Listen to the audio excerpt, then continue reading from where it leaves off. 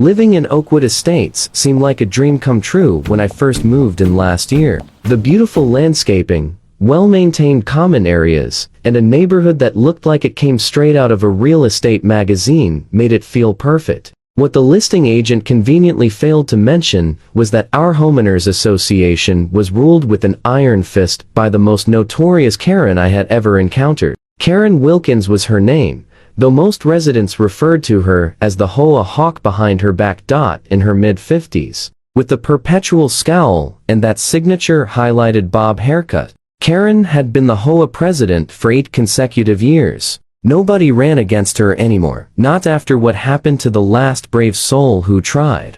I heard they mysteriously received violation notices every week for 6 months until they eventually sold their house and moved away. I managed to stay under Karen's radar for the first few months. I kept my lawn precisely 2.25 inches tall as per the guidelines. Never left my trash can out past 7 o'clock p.m. on collection day, and made sure my house paint remained the exact shade of gentle dove white that was approved in the community handbook. But my peaceful existence came to an abrupt end when I installed a small bird feeder in my backyard, apparently a cardinal sin in Karen's rulebook.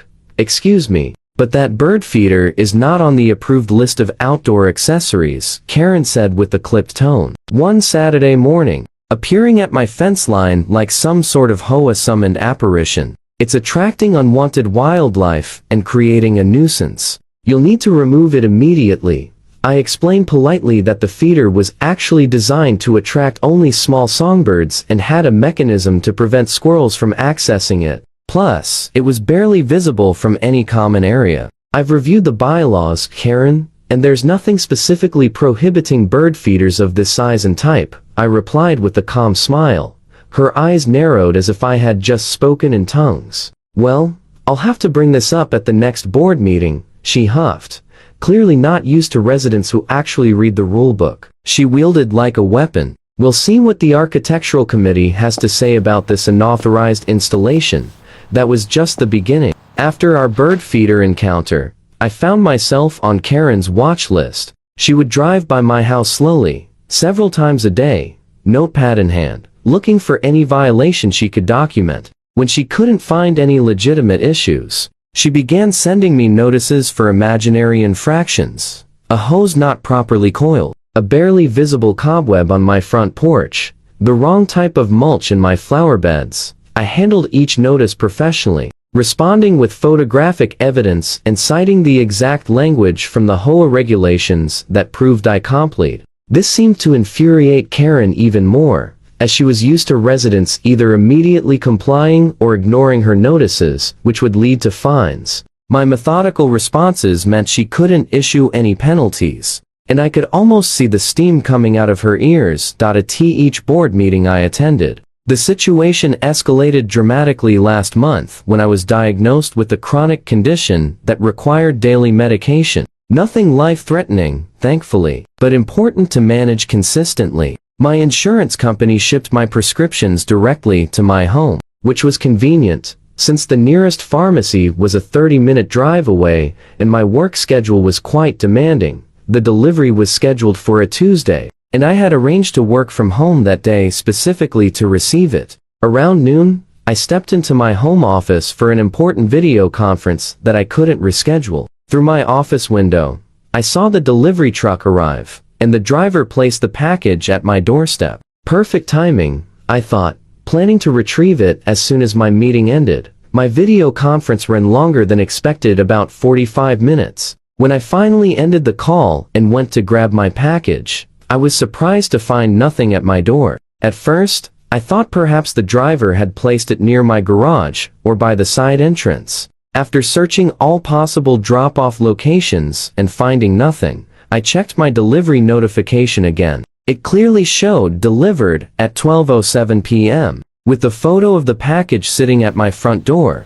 Confused and concerned, I decided to check my doorbell camera footage, and there it was, the smoking gun. At 12:23 p.m., Karen marched up to my porch, looked directly at my doorbell camera with a disapproving frown, and picked up my package. She examined the label, tucked it under her arm, and walked off my property with my medication.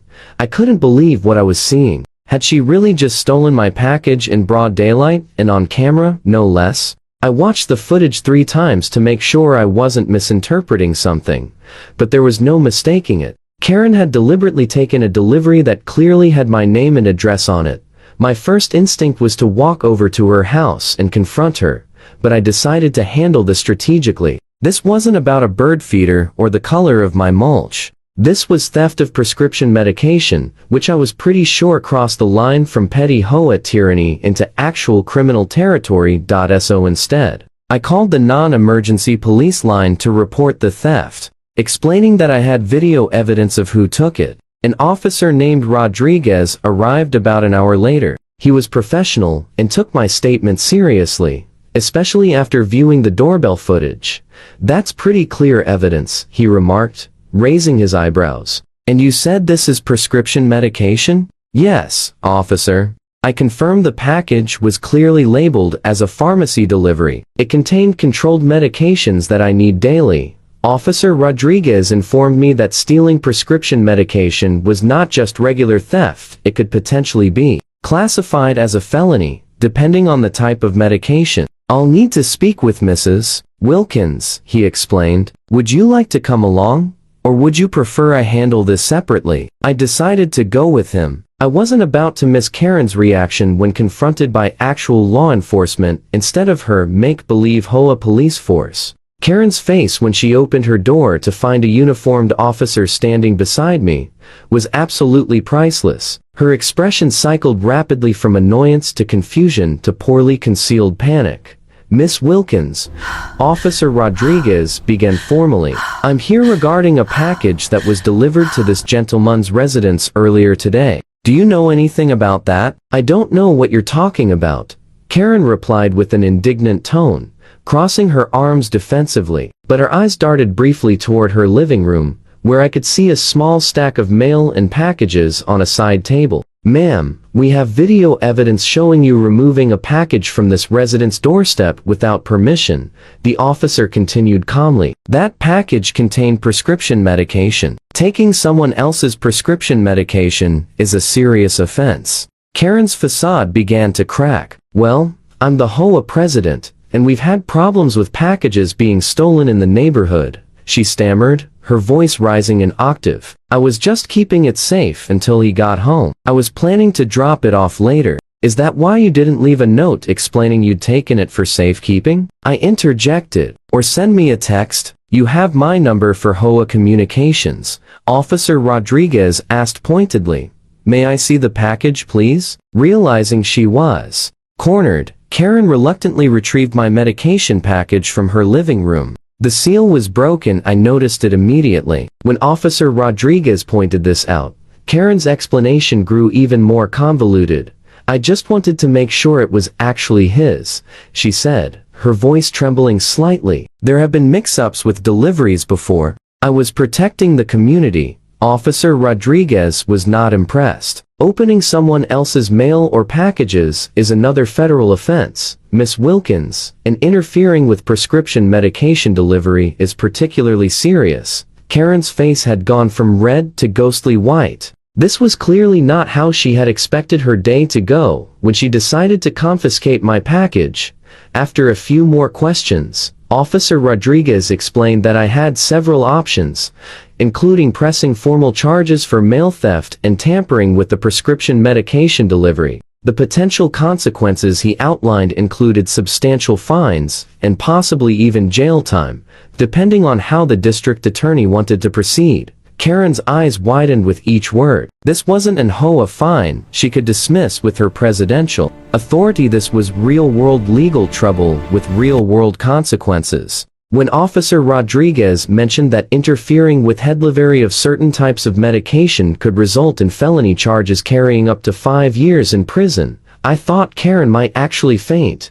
"I didn't know it was medication," she whispered. All pretense of authority now completely evaporated. I truly was just trying to prevent package theft, but her story had too many holes.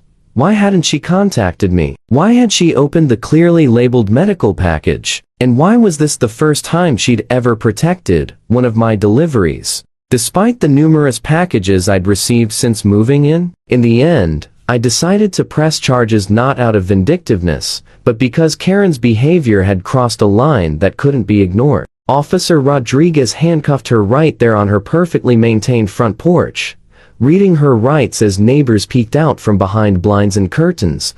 "Karen Wilkins, you're under arrest for mail theft and tampering with the prescription medication delivery," he announced formally, as he guided her toward his patrol car. The emergency HOA board meeting called the following week was the most well-attended in the community's history. As Karen's case made its way through the legal system, she faced a $10,000 fine and was immediately removed from her position as HOA president. The stunned expression on her face as the unanimous vote was announced, a vote that included several board members who had been her loyal supporters for years, made it clear that the reality of her situation had finally sunk in. Her 8-year reign of neighborhood terror had ended, not with a bureaucratic whimper, but with the bang of a judge's gavel.